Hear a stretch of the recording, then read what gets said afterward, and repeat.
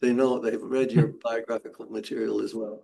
So I'm just going to give it to you, and I'll tell everybody that David has agreed to accept questions while he's talking, but make sure that they're important. Okay. Yeah. Yeah, so you just have to interrupt me. I can't see you. Just shout. It will be fine. So I'm going to talk about the problem of grounding, the hard problem of grounding, as I talk about it, and I'm going to say what that means in like 5 minutes. But let's start with a little bit about what to expect and what the background is. So, you know, I'm trying to fit this in this series of talks about these issues 75 years after Turing. I'm specifically focused on the meaning part here. And this is a bit of, and I'm going to try to put in a lot of different things that came in through the seminar series of Stephen. And I'm going to make a lot of references and trying to put a lot of things together. I hope it still makes sense to you, but I think it's such a great series. There's so many different things going on here that I try to really link things together, and we'll see how well that works.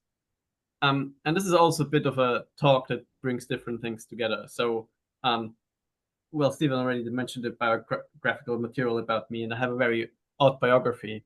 Maybe it's not bad to start with an anecdote. I recently showed my mother Gemini, so the chatbot from Google, right? And it was the first time she was interacting more or less with one of those LLM large chatbots. And the first thing she did, her first instinct was to look up people she knew and ask the chatbot, what do you know about this person? What do you know about that person?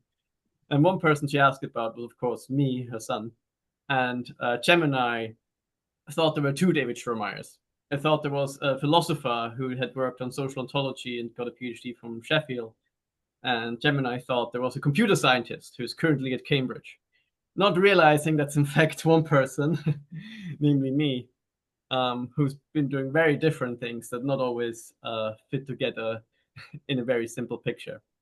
And in a way, this talk is the computer scientist and the philosopher trying to talk to each other, and me sort of trying to make sense of what I'm doing now in computer science, given all the things I've learned over my years in philosophy. So you're going to have a lot of philosophy here, but it's going to be aimed to a computer scientist / cognitive scientist trying to understand what they're doing. So I'm going to make a distinction between two grounding problems in this talk, and that's going to be very fundamental: an easy grounding problem and a hard grounding problem. This is not the same as the easy and hard problem of consciousness, although there are connections, and we'll see them a little bit. I'm going to say more about it in a second, but the main question I'm going to ask is, does a computer scientist / cognitive scientist working on AI, does this person have to worry about the hard problem? Insofar that the hard problem is different from the easy problem. You might think that one position is that the hard problem collapses into the easy problem. I think that's one position you could take. But assuming they're different, do you really have to care about the hard problem if you're a computer scientist or cognitive scientist? Okay, and so what's my message and position on that? I'm going to prefigure that. I'm going to come back to that very much at the end. And I think that this like message and poor argument, as I then later call it, it's actually very naive, very simple, almost naive. And I think a lot of what I want you to take away from this talk is actually on the way there, rather than this argument. But I want to give it to you right at the beginning, as you would do in a philosophy talk, to tell you what I'm going to say.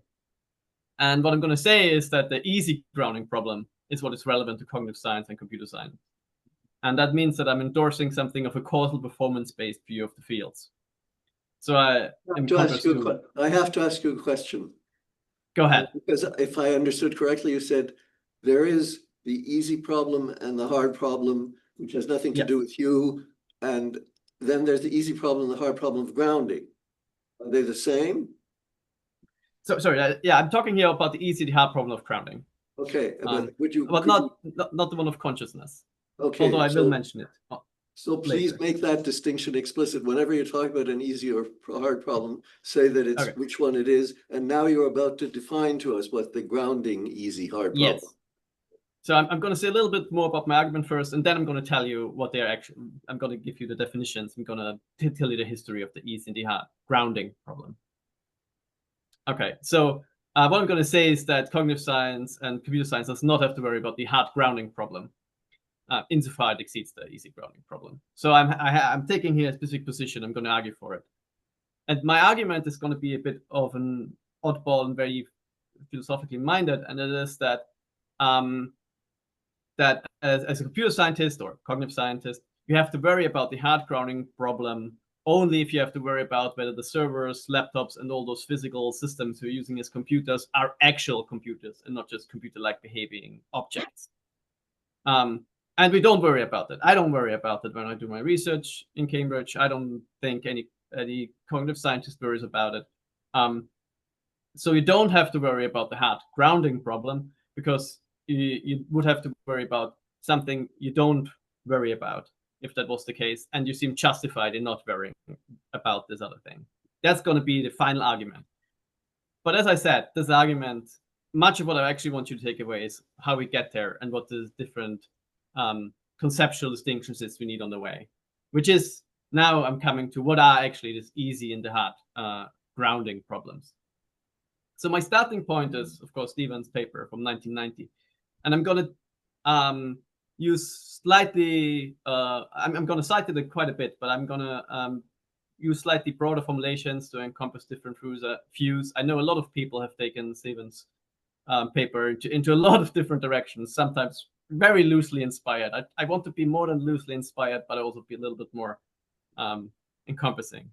I'm also going to just want to say right away, I always say the grounding problem rather than the symbol grounding problem, just because in the age of LLMs, the talk of symbols has become more contentious and problematic. And I could say more about that, but it would be another talk. So I'm gonna, right away mention here that I'm letting this slip under the carpet a little bit, the issue of symbols. I'm going to talk more about representations in the broad sense instead, often, or outputs. Okay. So I should also say that I'm not the first to propose a distinction between an easy grounding problem and a hard grounding problem. So Vincent Muller in 2011 has done that in response to a paper by Angelo Cangilosi, who has given a very interesting talk in this series as well in last March.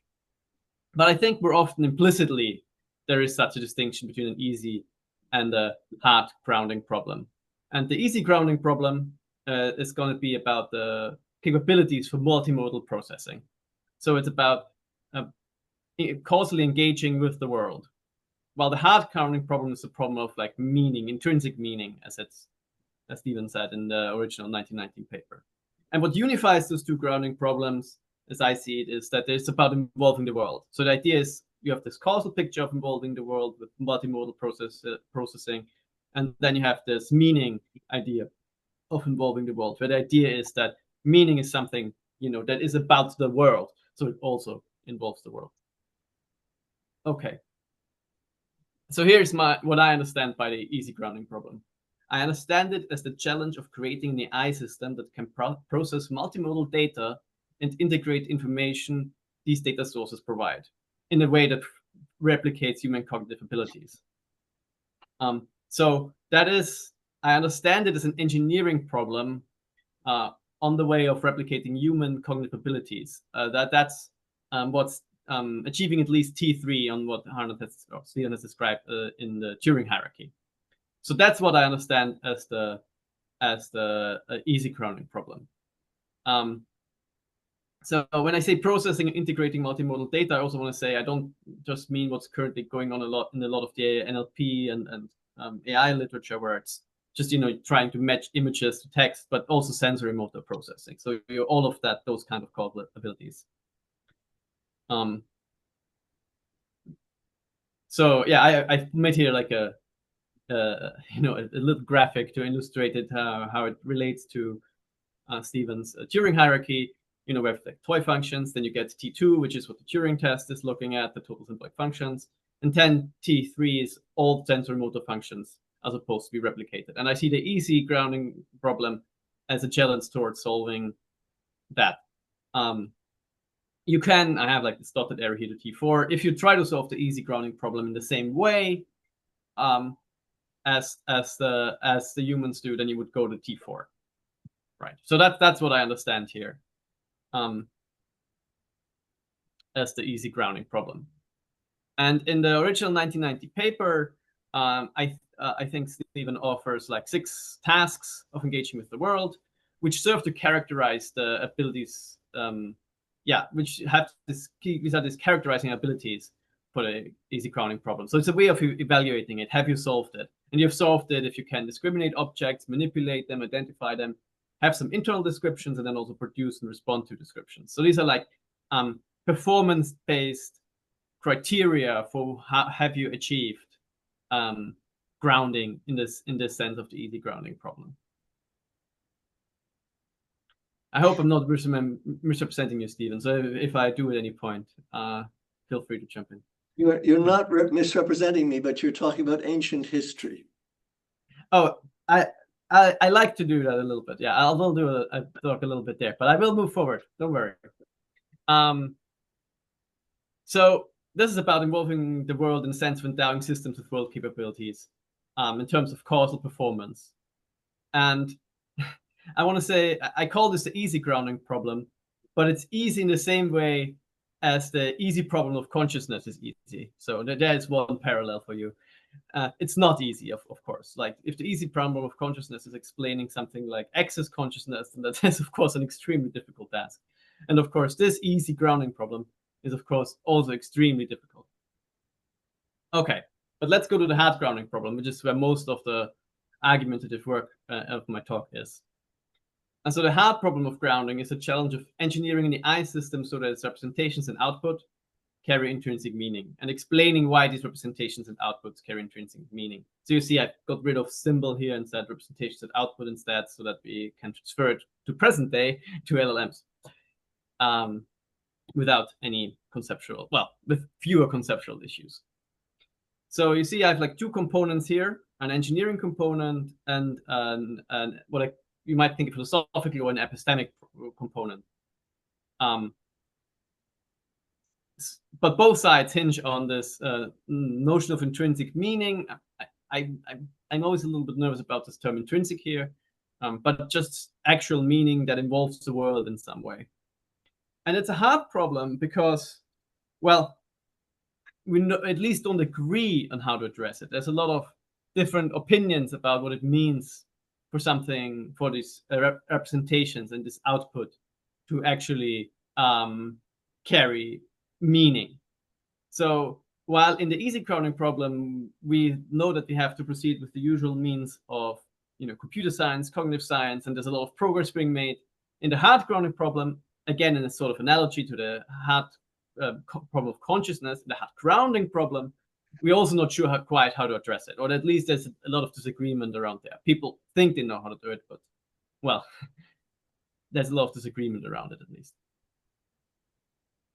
Okay, so again, a little bit of ancient history, which is that, this comes out with the Seoul's Chinese room thought experiment, then goes into Stephen's paper, and has led to this like symbol grounding problem formulation, which is kind of common of symbols manipulated or produced by system of ground if they have intrinsic meaning. But let's not dwell on the ancient history then. There's more pressing questions, such as, does addressing the easy grounding problem address the hard problem, right? That's already one thing that I've prefigured. You might have the opinion that, oh, actually, having intrinsic meaning just means that you have easy grounding, or like if you have achieved the T3, then the representations and the output of the system carry meaning. Now, T3 is a performance-based criterion, or like a performance-based description, and the question of the hard grounding problem is about meaning. So whether that is the case depends on the connection between system performance and meaning, how you think those two issues relate together. And answering how those two things relate together is what I wanted to capture with this epistemic component of the hard grounding problem, where you have to justify why you think you've actually have achieved meaning, not just engineering a system that has it, but actually explain to us why that now is meaning. And it's often thought that there is a gap between this system performance and meaning, or at least there are reasons to think so. That's a common position, and I'll say a little bit more about that. But I'm sorry, I'm still sticking a little bit with the ancient history for a moment. I think you can already get this idea of this gap between the system performance and the meaning in Stevens' paper from 1990, where there's this interesting footnote 10. I know I'm like, I love to go into those footnotes of like, slightly ancient text, I guess, where Stephen makes this very interesting admission that maybe the simple grounding problem is only a problem for, he says, cognitive modeling here. I'm not even sure about that, but not for AI in general, because it might be possible to achieve the performance that the AI researchers are looking for without achieving intrinsic meaning. And I think there are two readings of this, and I'd be curious what Stephen intended back then. One reading is that you might think, oh, what he's saying here is that you can solve the Turing test. That's what the AI researchers at the time were looking for, maybe, without achieving T3. So there's like, you can do total symbolic functions without achieving the sensory motor functions equivalent. Maybe. It's a bit of a speculative footnote. Or another option of reading this footnote is that maybe the easy grounding problem, so all of T3 can be solved without solving the hard grounding problem, so the question of intrinsic meaning. So already in this early text, you get this distinction, in a way, in a footnote, between the easy and the hard grounding problem. And, it's going to continue. And I think you already have it also in Turing. So I'm really trying to bring those 75 years together. And in Turing, you get it with, he's not talking about meaning and performance-based criteria there. He's talking about thinking, but a similar issue arises, and when he talks about the role of consciousness for thinking. So we have this quote here that's famous from his paper, where he thinks that, well, there remain mysteries, even if you solve the Turing test, and even if you solved an advanced Turing test, it would still be mysteries remaining about consciousness. Now, he gives an argument about why maybe you shouldn't think that thinking requires consciousness, but it's not a conclusive argument. He is just giving a suggestion there more. So one way one could argue that the hard problem is truly distinct, and there's truly a gap between the hard grounding problem, I should say, and the easy grounding problem is that consciousness might come into play in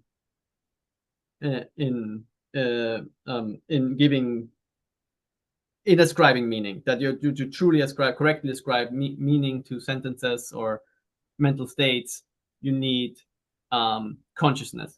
I have this quote here from Stephen again, which is actually a response to the same paper where Vincent Muller's paper responds to, when he makes easy and hard grounding problem distinction, where Stephen, I think, hints at this idea of meaning might involve consciousness.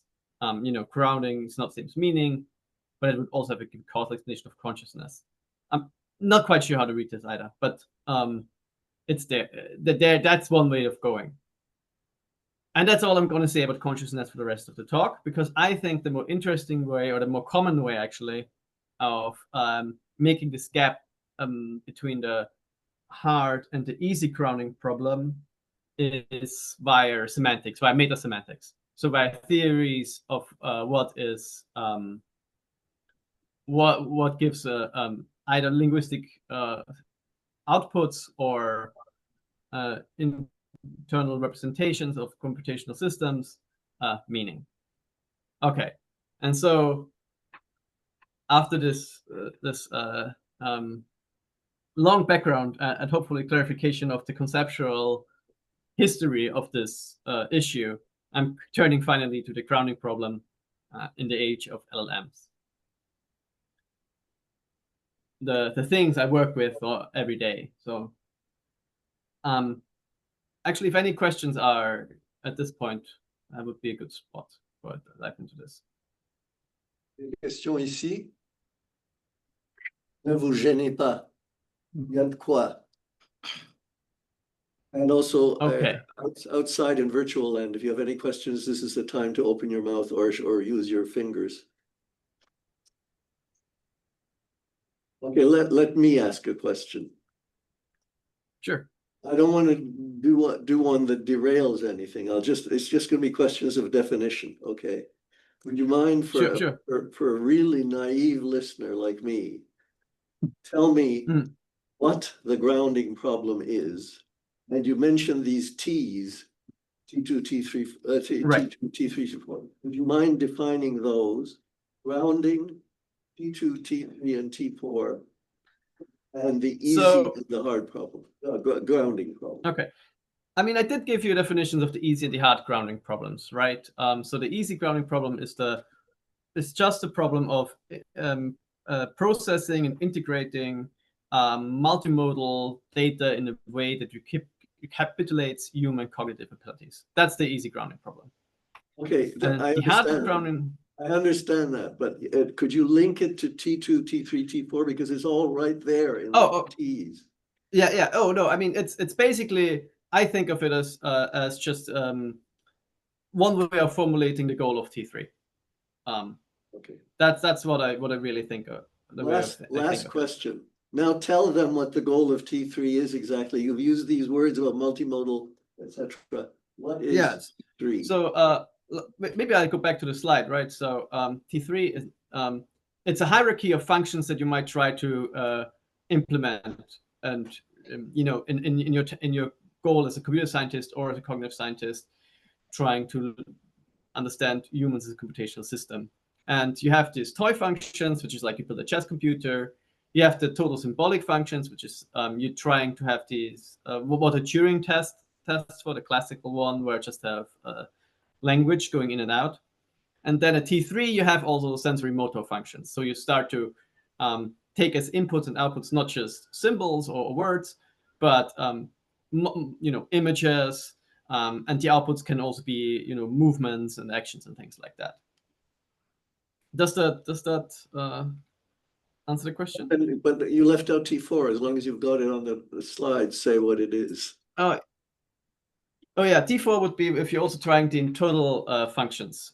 So the way I would think of it is if you're trying to implement the system in such a way, the processing of the multimodal data, including the sensory motor data, in such a way that it is the same as the processing of a human cognitive system. So if you're not just looking at the inputs and outputs, as it were, but also at implementational level, the same kind of computational functions. Right, thank you. I hope that's in line with how you intended. It's in line. It doesn't speak for itself, but it's in line. Yeah. So let's go to the present day, into the LLMs that beat many performance metrics. So that's on purpose here I write again from performance metrics. All about the easy grounding problem, as I understood it in the T hierarchy, at least up to T3, is all about the just causal performance of the systems. And LLMs really are really good at that. I'm working with some data sets where LLMs are not good on it, but even there, they're usually better than humans, right? So they're just really impressive in terms of achieving certain inputs and output relations. And you might think they use symbols for input and output. So this is the one time I'm still talking about mentioning symbols.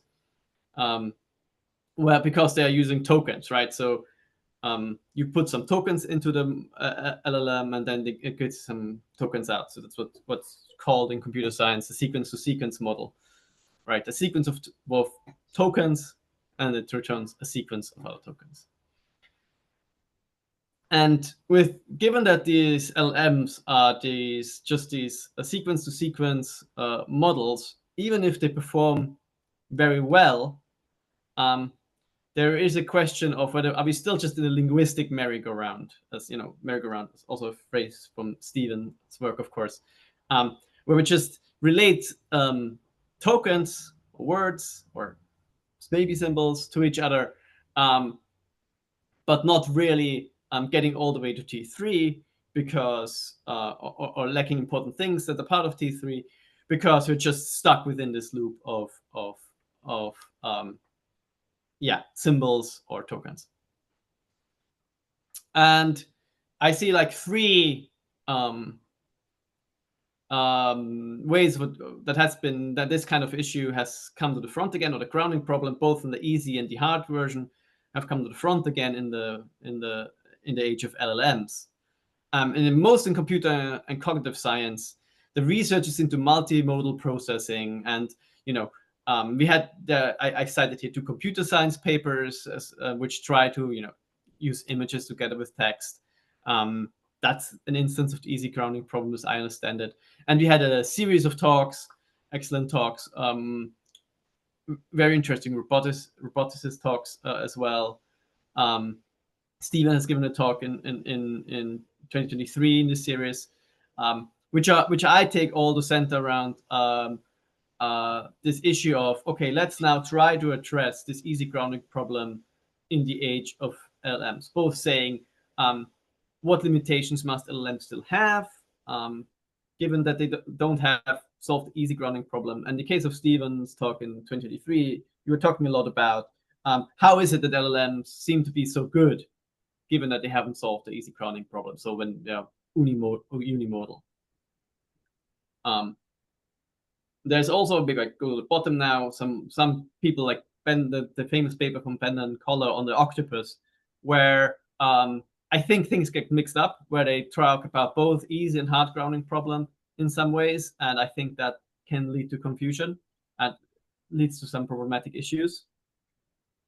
And then there are some people, especially in philosophy, where they are really focused on the hard grounding problem and really asking, are the representations or output of LLMs really meaningful?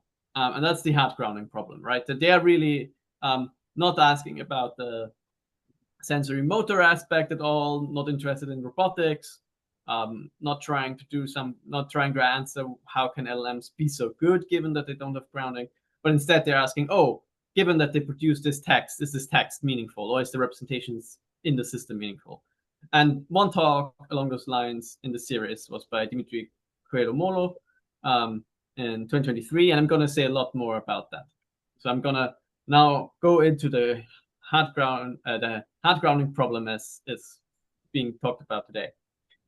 So I already mentioned Molo and Millier is his co-author who had written this paper called Vector Grounding Problem, where they talk about the referential grounding of the representations in the system. So this is about the representations, the internal parts of the LLMs. And you also have people, Grindrod and Mallory are 2 of them, who talk about the meaningfulness of the output. So they are looking at the output of the LLM and asking whether, is this really meaningful? All of them philosophers and going at it from a philosophy direction.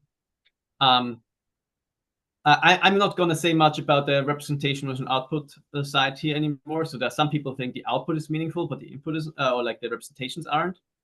I'm not going to go into the representations versus output thing very much. I'm just going to go generally about this hard grounding problem they're all going on about, because I think all of it depends on your meta semantics. So it's all a question about what do you think does give output or representations, whatever it may be, meaning. Okay. Can you hear me still? Yes, you're fine. Okay. Okay, I just wasn't sure for a moment. And so I said this is all based on the meta semantics. And what's very common in this debate, and what Molo and Millier in their vector grounding paper, which I'm citing here, they've kept revising it since 2023. So what the meta semantics they use in this paper is a form of externalism. So whether a word or representation inside the system depends on the causal history of the system, of the creation of the word. So, and this is importantly not a performance-based criterion. This is not about the causal powers of the LLM at all. And that's quite clear if you go 1 hour and 4 minutes into the talk of Molo from 2023. You can download the video, you can see it. There he says it's not about the performance, how the system performs. And then they go on to argue that the criterion, this causal history criterion, is plausibly fulfilled for LLMs. And they first talk a little bit about pre-training, and then they go to the RLHF, into the reinforcement learning with human feedback. And that's why they think it's even more plausible that this leads to the criterion to be fulfilled.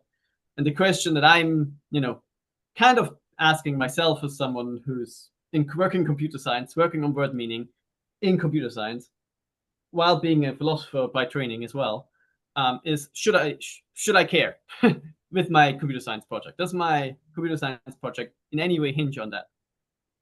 And I already given you the answer in some way in the beginning, which is no.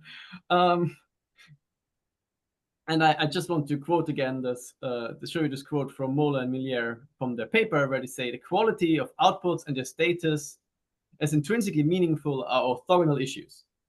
So they really are quite explicit, and I think as you can only hope for from an analytic philosopher, it's very, very clear that this is just an orthogonal issue. This is just nothing to do with it, whether it's intrinsically meaningful and whether the performance criteria are any good.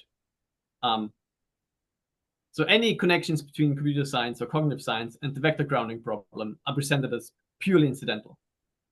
Now, if you go back to the TED Talk and go to the Q&A, you will hear a bit of hemming and hawing in the audience about the content of the talk. There's the question of what's, if I may say so, what's the point? Has no impact on performance, whether if it's meaningful or not. It has no impact on the question whether LLMs understand either. That's what Molo says 1 hour and 19 minutes in. There appears to be little, if any, connection to the easy grounding problem, which, as I said, is all about performance, and it's unclear that it's giving any guidance to computer science or cognitive science.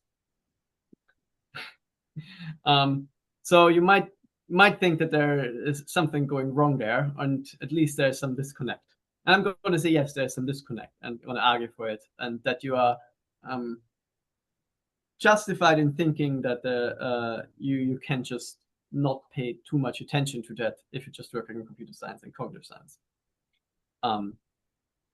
But to argue for that, so being a good philosopher, I don't just assert that. I try to want to give a little bit of an argument for why that is the case, for why I can continue my computer science and cognitive science practice without worrying too much. And to argue that, I need to say a little bit more about meaning and externalism.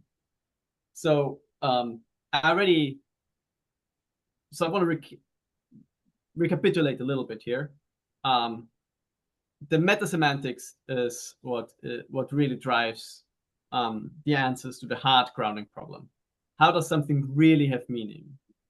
And the dominant meta-semantics in philosophy these days are externalist. So I have here a quote, or like a number from the Phil survey from published 2023. It's obviously conducted a little earlier, where 58% of philosophers accept the lean towards externalism about mental content.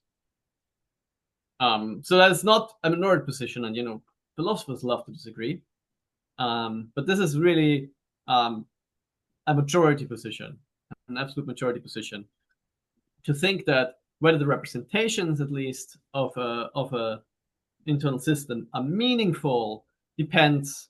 Well, and then there's some disagreement on what exactly, but on something external, not the causal powers of that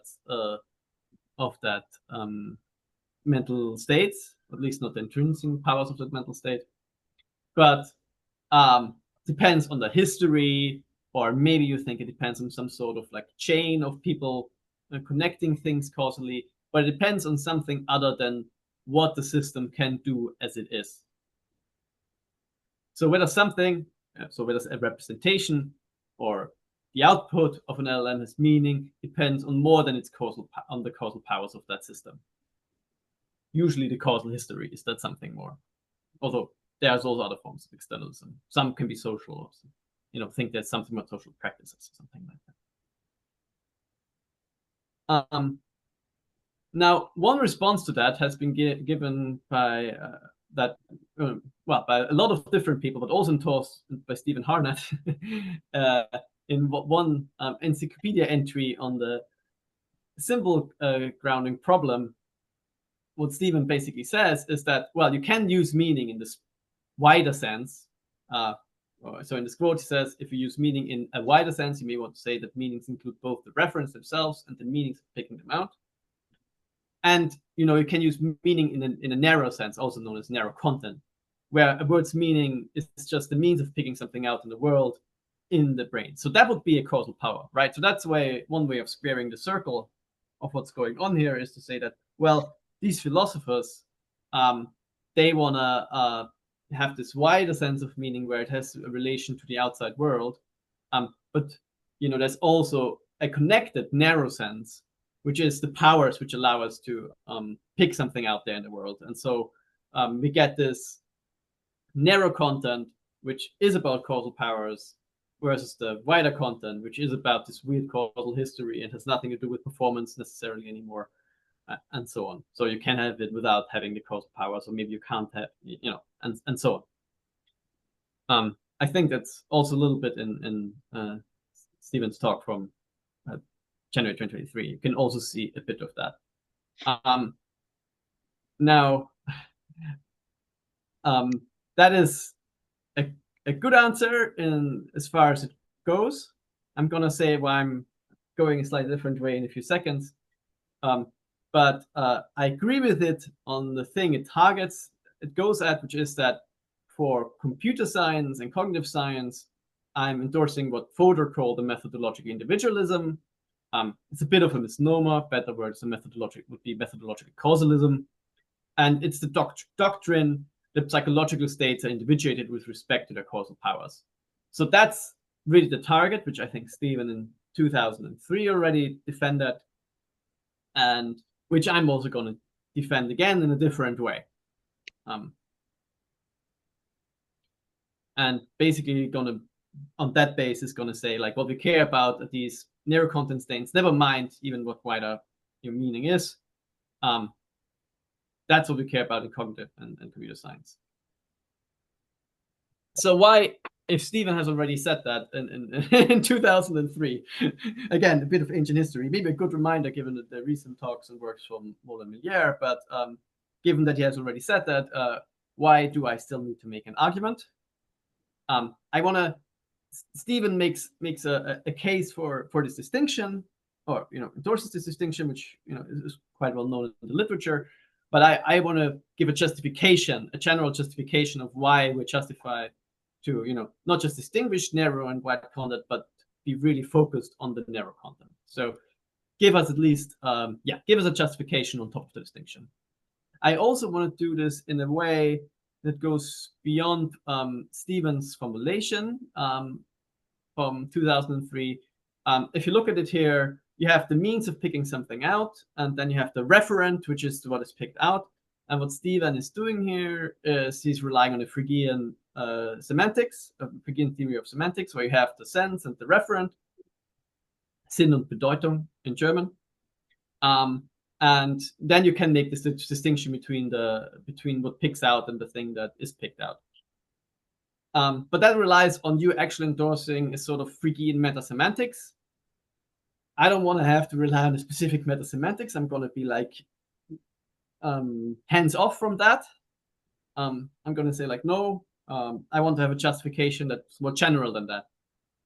And that's what my argument is supposed to give us. I also want that because you might have non-externalist based challenges to the causal picture. So you might think maybe there's some weird internal features that give rise to something being intrinsically meaningful that have nothing to do with the picking out the referent in the world.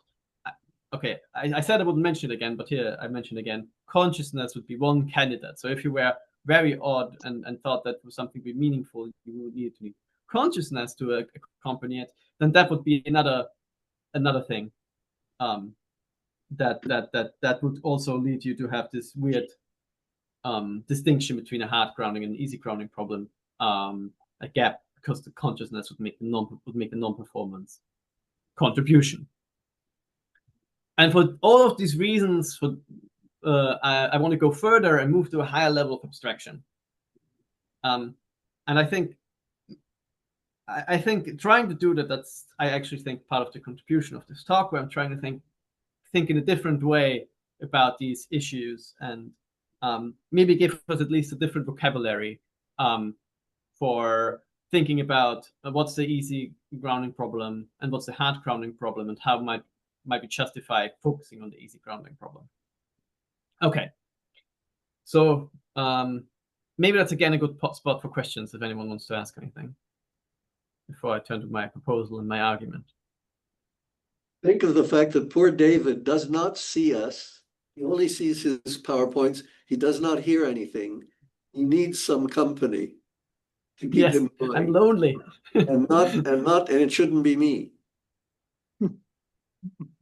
So if you're following this, surely by now you've come up with either a hurrah or a critique. Or just an understanding question. You know, if you have not followed it, even more important that you ask something. Okay, Doug, go ahead. Well, I hope you understood it. So I'm sort of following along. So I was going to wait till the end, but since you're inviting me to not make David lonely, over Christmas I had an interesting conversation with someone who raised the point. I guess in mathematics there's a philosophy called structuralism, largely due to Resnick, and the notion is that the meaning of any symbol is only its relation to the other ones. So you have this network. And my immediate reaction was, oh, you're saying the Chinese room is the definition of everything.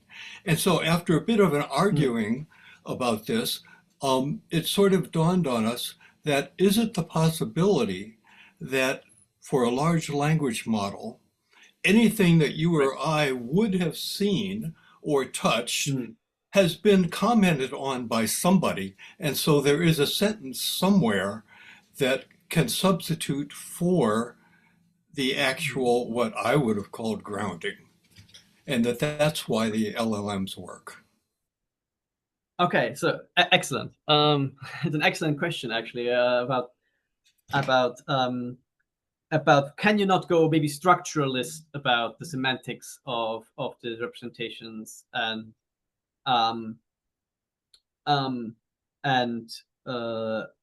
of LLMs? And that's actually an interesting, less common way in philosophy, but it's a very interesting way of going at the problem. And what would happen if you went that way is that you're going to end up with possibly saying that that the hard grounding problem is solved because your theory of meaning is some sort of like Saussurian or you know, odd structuralist picture of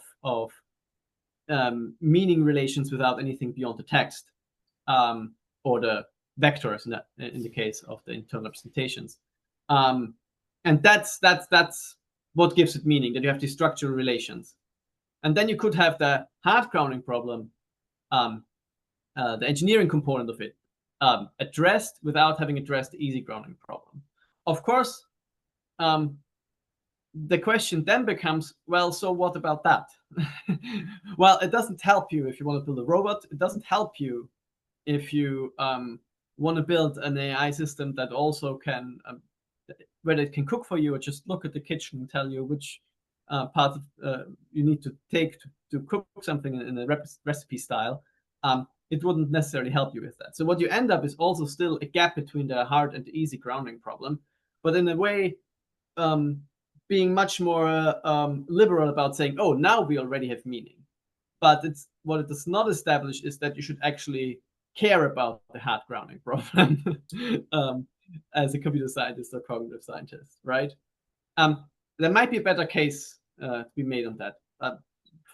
with that kind of meta-semantics. But I'm not going to say more about that. But it's basically a route I'm not exploring in the talk, but that you could. Yes, you're best to defer now, otherwise you're derailed. Sorry. Paul Cantor has a question as well. Yeah, but it's really keeping us derailed with this, so I'll save it for later. Okay. Then I'll give you my proposal. Maybe it'll answer some question, and maybe it will raise even more. So my proposal, humble as it sounds, is that if a system follows the rules of English, its linguistic output has meaning, and representation used in rule following have meaning. So when I say follows the rule of English, there's a few things I need to say right away. The rules of English are world-involving. I don't mean here the rules of T2, where you just have words coming in and words going out. As when I say rules of English, I mean world-involving rules of English, right? So that's the first thing I want to say. So if a system follows the rules of English, its linguistic output has meaning, and representations it uses have also meaning in this rule following. That's my proposal. I'm going to say a little bit more of why you might want to believe that, but basically I'm going to postulate that. The next thing I'm going to say is that following a rule here can be distinguished from behaving in accordance with the rule. Now, maybe you deny that distinction, in which case you're sort of saying that the hard grounding problem collapses into the easy grounding problem. That's how I would understand that. But a lot of people don't think that following a rule is behaving in accordance with the rule. That those are two different things. There's something more going on when you follow a rule. And you know that has a big history in philosophy with Kripke and Wittgenstein. So Kripke's interpretation of Wittgenstein, known as Kripkenstein, where he discusses the rule following problem in back in the 80s, again ancient history a little bit, where he's arguing, there's no, well, Kripke argues for sort of skepticism, but there's lots of different responses then for saying what more is needed for a system to actually follow rules rather than just be acting in accordance with the rule for the sample you're observing. Another thing I want to quickly say before I move on is that while I'm now going to talk in this language of rule following and hope that this idea at least makes sense to you, that some people believe there might be a distinction between following a rule and behaving in accordance with a rule, I'm not committing to any Wittgensteinian meta-semantics. I'm saying here that if you follow a rule, if a system follows the rules of English, the linguistic output has meaning, and the representations it uses have meaning. But I'm not saying what it means to follow the rules of English. So I'm not committing in my argument to any specific answer to what you need extra to do to follow the rule in addition to behaving in accordance with the rule. And as I said, I'm mainly going to postulate that claim, but I want to give it at least a little bit of a sheen of a motivation. And I want to say, look, there are rules to follow for natural languages that characterize meaning. And if a system follows the rules that characterize meaning, then what it produces and the states by which it does so have meaning. And that is actually one way of reading all the way back to Wittgenstein, right? So I have this paper here from Hintecker, which is from 2013, so not quite as old as the whole debate, but one of the very late contributions to this rule-following debate. And what he says here reads very much like the Wittgensteinian take of the symbol grounding problem. So he says that Wittgenstein struggled with the question of how language is related to the reality that it can represent, and the language world links are supposed to be created and maintained by rule-governed human activities, which Wittgenstein calls language games. I'm not talking about language games specifically, but you can see here that what he says is it's all about the language world links, right? That's what was Wittgenstein was after when he had started this whole rule-following debate that Kripke then picked up on. Okay. The other side, of course, that I need for my argument here, or that I presuppose here, is that there are rules of meaning. And I'm saying that linguistics, especially formal semantics, but you might think the pragmatics and so on contribute as well, study the rules of meaning in natural languages. So that they describe the rules that characterize the meaning of, for example, English. Therefore, there are rules to follow. So these are the rules that if a system follows them, it has meaningful output and meaningful representations. I just want to quickly flag an objection here. You can ask whether this project of formal semantics is successful. Other parts of linguistics that have this rule kind of approach. And one interesting talk to see on that, which I really recommend for those who haven't seen it, is Chris Potts' talk in the series from 25th of September. It's very interesting where he talks about the idea of a connectionist semantics, which would maybe not allow the argument, would not give me what I need here. So if you follow Chris Potts and think there's some sort of other connectionist semantics, then maybe what I'm saying here doesn't work. But the talk by Chris is great. You should watch it if you haven't. Okay, and now I'm going to take a little bit of a detour and try to tell you a bit more about what this means if you're actually working in computer science and cognitive science. And I'm going to look at my actual work for once in computer science and cognitive science. So this is joint work with Simon Wimmer, who's a philosopher of language. And we have been looking at attitude verbs, non-factives, factives, and contrafactives. So a non-factive is something like believes, a factive is something like knows, and a contrafactive does not exist in English. It is a kind of verb that appears not to be lexicalized in many languages. Some suggest it's a universal that contrafactives are never lexicalized, and that's part of the background of our research here. And these verbs differ in the suppositions. So Tom knows the sun is shining presupposes that the sun is shining. So the fact that the sun is shining is presupposed to be true. A contrafactive would do the opposite. It would presuppose that the sun is not shining. So if I say Tom contras the sun is shining, then that means that Tom holds the attitude the sun is shining, but it's not the case that the sun is shining. It's wrong. And there is no word for that in English. There single word, I should say. You can, of course, make it happen compositionally.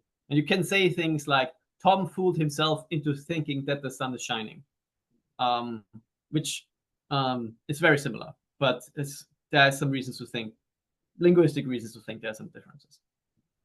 Okay, so you see here, I'm very interested in the meaning of these words, and we're trying to understand why do contrafactives not exist, or not exist in English, or at least in many languages. And to investigate that, Simon and I conducted a series of experiments where we looked whether transformer models, so the deep neural networks, which which are also used as LLMs, can actually learn these words. So what it means is that we trained these models on the semantic conditions for these 3 different types of verbs.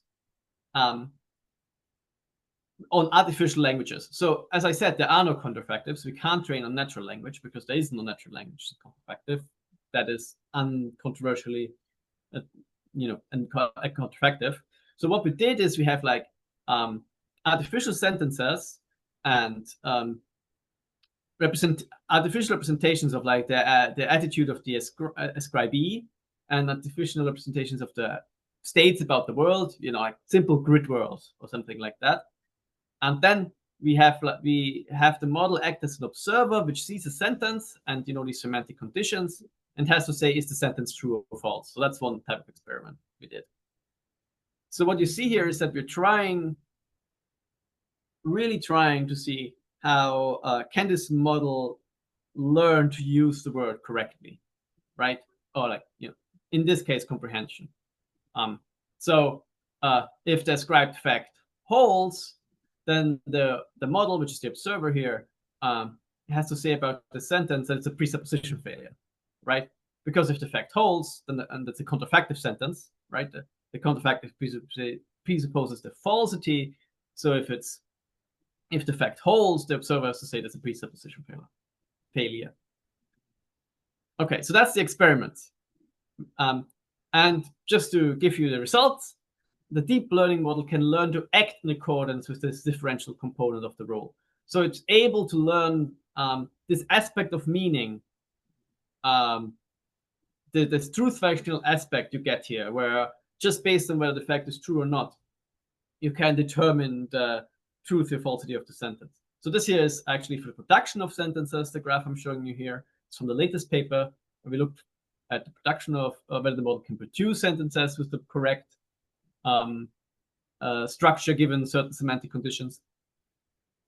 And what you can see is that for factives, counterfactives, and non-factives, so non-factives don't make either of the presuppositions, after a few hundred batches of training, the model performs 100% correctly on a held-out validation data set. So deep learning models can learn to act in accordance with this differential component that separates these factive, counterfactives, and non-factives. So what we're doing here is basically building a small toy model of acting in accordance to a linguistic rule. Now, the real rule about factives, counterfactives, and non-factives involves actual facts and attitudes and people, right? It's a world-involving rule. It's a rule where to actually solve it, to implement the whole rule and act in accordance with it, you need a robot, or at least something that has like sensory input and can see, has like some sort of, can see the scribey. But we're just focusing on this little part that you can do on a computer without having to do any of the easy grounding problem side of it. But even if you extended it and then put it into a robot and solve the easy grounding problem and then recapitulated it, what my research would not show is that the model follows the rule rather than acts in accordance with the rule, right? So following the rule is supposed to be something additional. So even though I'm achieving here like 100% correct output on a data set, and this can even in this case, because we're dealing with an artificial language, this can even be exhaustive. I can test it for all cases. You might still think that the model doesn't really follow the rule. It just acts in accordance with the rule. And the question is, what else could it be that is required to act in accordance with the rule? And that would be then either an externalist story where it depends on some external facts about the world, or maybe some other kind of special story about what's required for following a rule. So Hintiger's paper, which I cited before, actually offers an internalist extra condition. So as I said before, even if you restrict it to narrow content, you can still have internalist extra additional conditions for rule following. Okay. So after this tour de force, let me summarize the position again a little bit. Rule following language implies so-called intrinsic meaning. That's what I'm claiming. I'm making very thin metasemantic commitments. This is compatible with externalism, but it's not requiring it. So you might think that externalism explains what rule following is, but you might have other theories of it. And now the question is, why am I talking about this rule following instead of talking about easy and hard grounding problem? What does this extra conceptual wrench of rule following give us that we didn't have before? And what it gives us is that it's more general. It also includes the computer case. Okay. How am I in time, Stephen? Can you tell me? Since you've allowed questions, you're not that much bound by time. You have started late, but you have somewhere in the vicinity of 40 more minutes. Well, okay. Well, I have a lot of the time for discussion then at the end. Well, let me quickly just say then something about what other people have said about rule following and intrinsic meaning in the age of LLM, specifically for the grounding problem.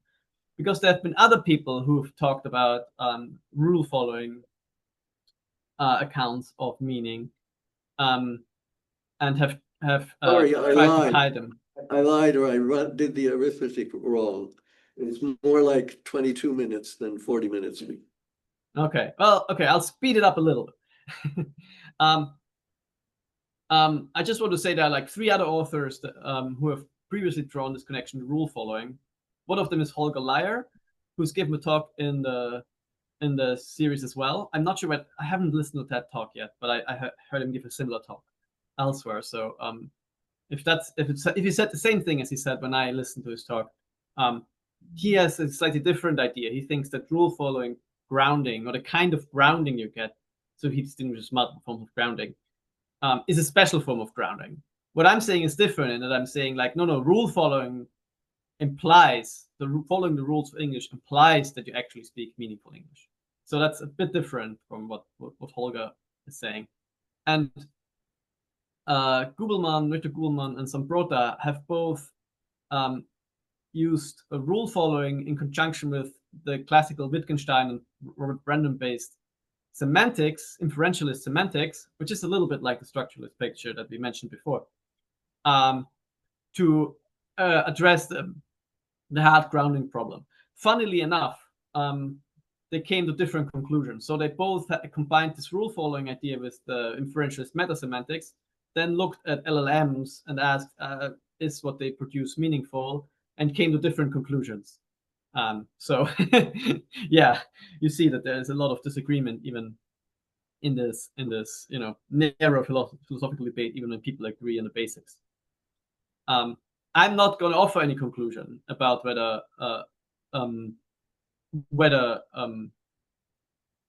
LLMs follow rules or not. That's not what I'm on about. I'm trying to trying to say something about, you don't have to worry about whether they follow rules or not. And how am I arguing that you don't have to worry about whether they're following rules or not? Well, I'm making this kind of transfer argument from computers, which I, in the very beginning, mentioned. So following the rules of language, which I think is what guarantees meaning, is just an instance of rule following in general. And computation is another instance of rule following, or at least according to some people who are reading Wittgenstein. Obviously, everyone has their favorite Wittgenstein interpretation. But I'm citing again here this paper from Hintiger from 2013, where he says, today many people are inclined to ask, does a computer think? Wittgenstein asks instead, does a computer compute? So you see there's quite a lot of connection here again between the rule following problem in Wittgenstein and what we're talking about, the grounding problem. And so this Wittgenstein redivivus might ask, does a chess playing computer really play chess, right? So the question is not, does a chess playing computer act in accordance with the rules of chess? They do, if you programmed it rightly. The question is, even if it, for all observed states it ever reaches, acts in accordance with the rules of chess, does it actually follow the rules of chess, right? You notice that now the issue of meaning has been generalized away. There's no question here of does the queen mean anything? It's a question of does it follow the rules? That is general, includes the hard grounding problem, but also includes such questions as whether a computer computes. So what is a computer? Does a computer compute? You might not be surprised that given all I just said, where I just suggested you can generalize the problem from just meaning to rule following more generally, that the externalist response for meaning also has been used to analyze computers. So there's a very good book by Gualtiero Piccinini about physical computing systems.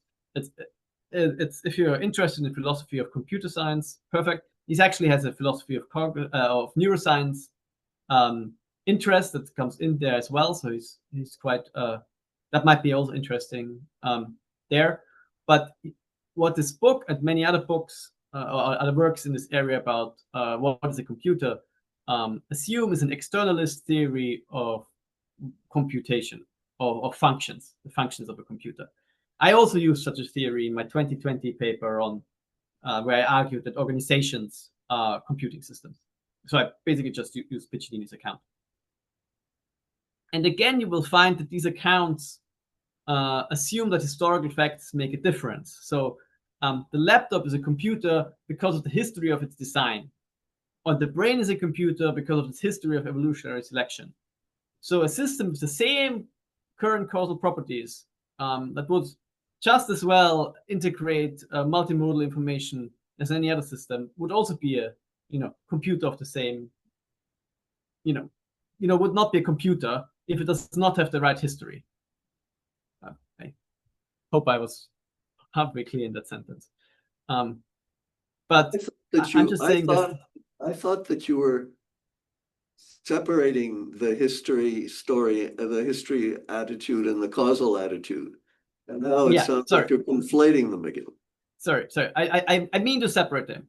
The history is, what's a bit confusing here is that the history is also causal history, but the causal powers are not about the history. So I'm strictly separating the causal powers a system now has from the causal history that might have brought it about. So the design or evolutionary selection.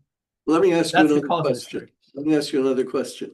Your mother, when she listened to what the LLM said about what David Strohmaier does, and there were two David Strohmaiers, okay? Yeah. Which David Strohmaier are we hearing from right now?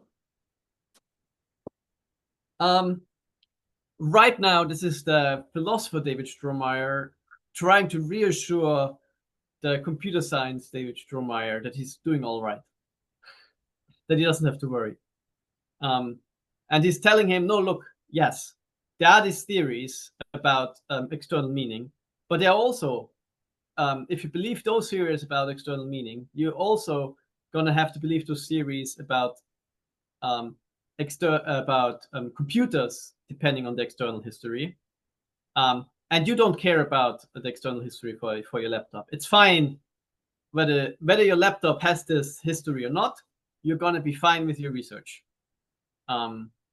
So it is about something, whether it's about something real or not, it's another question, but it's about something you do not have to worry about. That's what the philosophy David Strohmaier is telling the computer science, cognitive science David Strohmaier. Go on.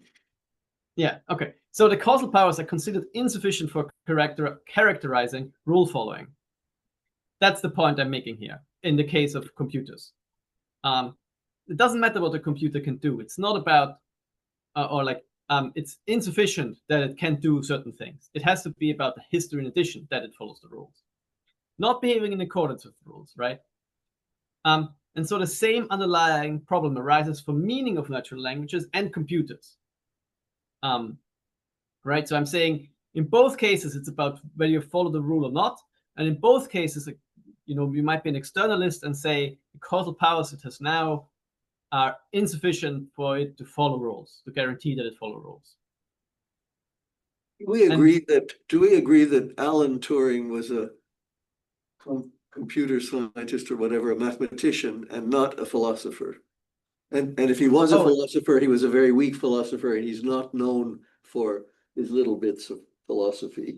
Yeah, I mean, yes, but importantly, Alan Turing, in a way, like many computer scientists, did not work well.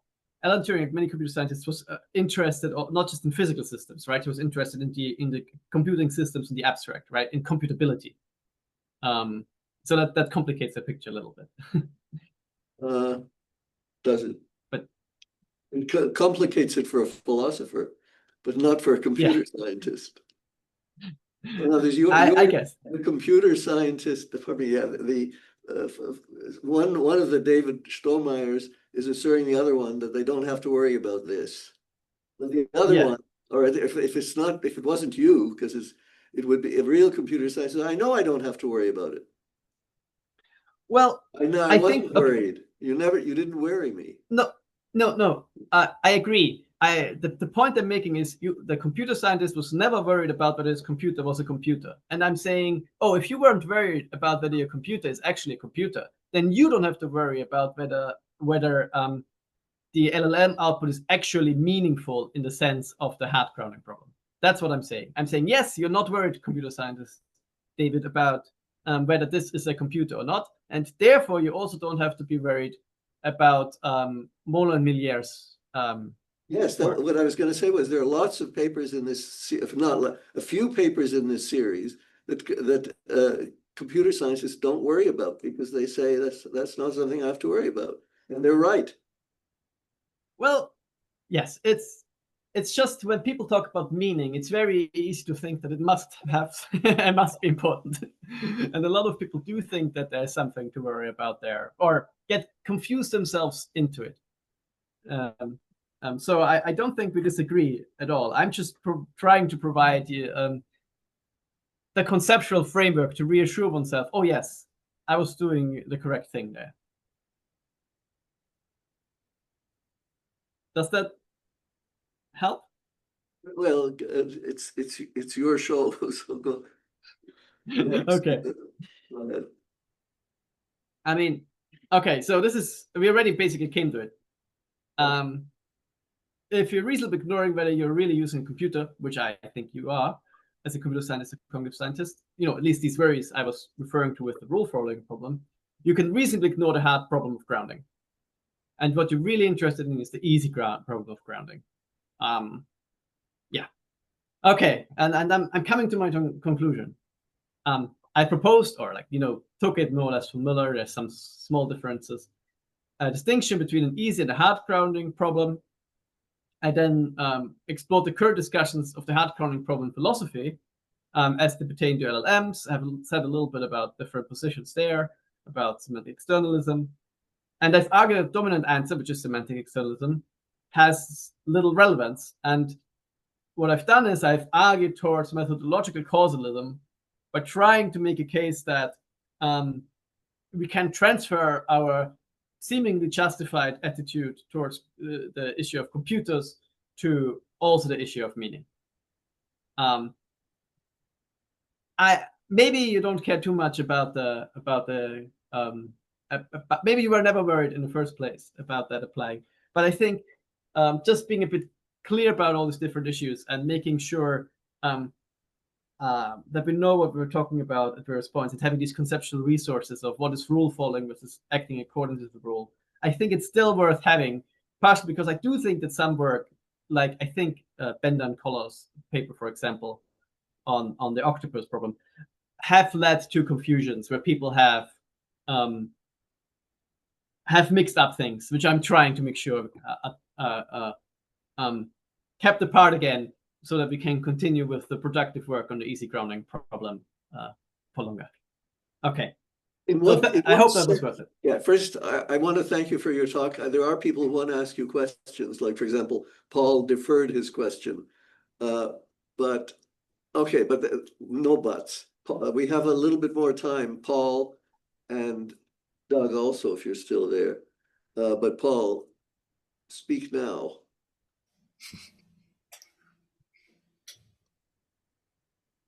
He seems to have vanished. Doug, does this mean you're ready to go?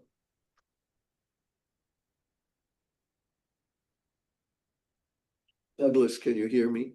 Oh, yeah, I can hear you just fine. I was hoping Paul would come back. Well, maybe he just left the room for a while. But Okay. but you hadn't finished. Oh, I pretty much had. I would just summarize. Plus, I have another thought if it's of interest. Anyway, so it sounds like your answer, David, was ending up with, if the external world is going to do anything surprising that it's never done before, then this structural network argument doesn't hold, and you really do have to have some grounding in the actual three-dimensional real world. Right. As if you're a robot, for example. Right. I think my argument is that I would, if you have this kind of structuralist semantics where you think of like, this vector in the LLM means something because this other vector means has a certain angle to it, and this third vector has another certain angle to those other two vectors, and so you end up with a theory of they are meaningful because they have like these different geometric relations, let's say, which is a very it's a very plausible, at first glance plausible, thought about what makes the vectors meaningful in an LLM. Because I don't know how familiar we are with that work, but direction in LLMs seems to have something to do with meaning. So the directions in the high dimensional space. And so if that you might think, oh well, the direction has a meaning because it relates to other directions in a certain way. There's a certain angle between them, and so on. And you can explain maybe some of the function. You can explain some of the functioning of LLMs and similar deep learning models via such structural relations. But of course, that doesn't guarantee that doesn't guarantee everything about the system, right? It still needs to interact with the world in a certain way to create certain inputs and outputs, right? I mean, if I shuffle the tokens that go into, or like how the tokens map to vectors of an LLM, the structural relations between those different vectors, when I then put in text, is still sort of the same, right? You still get this sort of vectors that one is going like this, one is going like that. But it wouldn't produce any sensible input-output anymore, right? So if you think that's what meaning is, this sort of like structural relations, which in the case of LLMs might have to do with the direction or with angles, or similar kind of geometric or linear algebra relations, then that's sort of okay with me if you think that's what meaning is, but it's not going to solve the easy grounding problem for you, right? Because you can see that they can, the issue of actually implementing interesting cognitive functions that we know from human cases. So you would still have the sort of orthogonality there, where I'm like, the interesting part is the other part. Great. Thanks. Okay, so Douglas seems to be satisfied, and Paul seems to have disappeared. And we have 4 minutes left.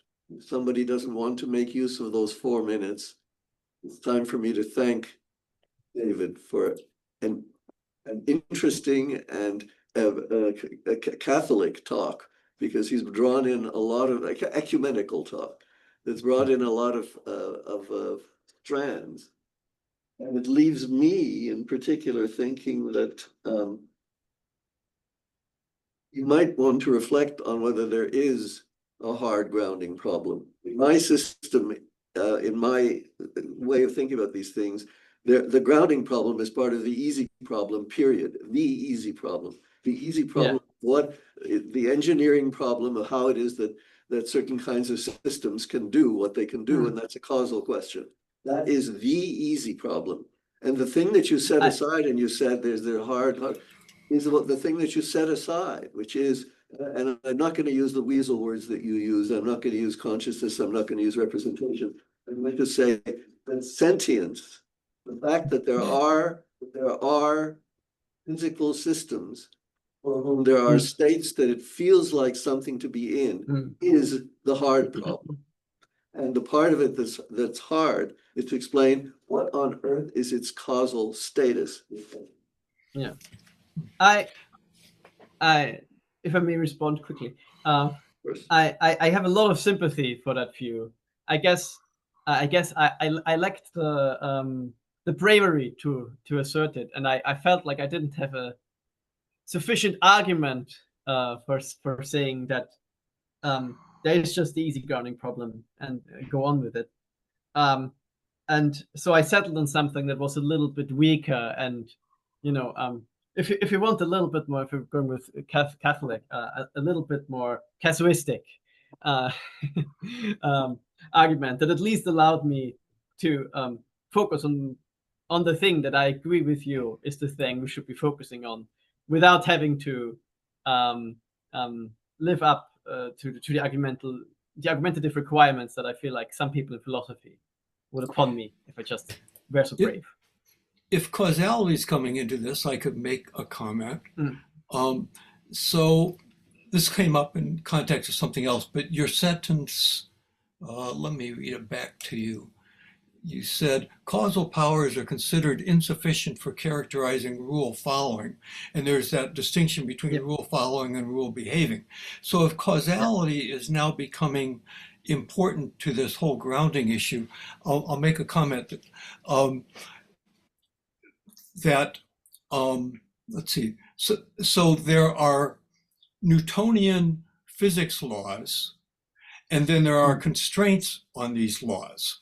Like, when you're in physics or engineering, you talk about ladders leaning against walls, and that's a constraint or whatever. And those are two different kinds of things. And this came up in connection with causality in biology, and I got roped into writing a review on this by Mike Levin, actually, but which you can look up. And the classic example I found was a Chladni plate. I don't know if you're familiar with this, but you have a metal plate, you sprinkle salt on it, and then you make that plate vibrate. Well, you're going to get a pattern, okay? And it depends on the shape of the plate. It depends on the frequency you're making it vibrate on, okay? But the point is that if you're asking about the causality of it, the frequency of vibration and the plate are constraints. Newtonian laws are going on. Yes, the salt grains are following Newton's laws as to who bumps into who, but they settle into these patterns, and the patterns can look like this or they can look like that, and it depends on the shape and the frequency.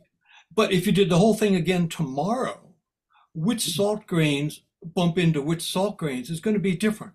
So there's Newtonian causal stuff, but that's not what's giving you the pattern. It's constraints that are giving you the pattern. Right.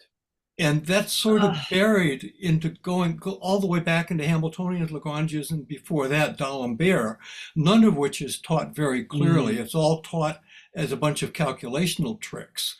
But it seems to me that's important in biology, and maybe it's important here too. I think you're calling me out on one of my weaknesses, which is that I gave causal performance here a very big role. But I don't actually have a very good grasp on the issues in the philosophy of causality or like the physics background of it. So I think sometimes instead of causality, I was talking about performance for that reason. And I'm not sure, but I think this might be what Stephen just called the weasel word again.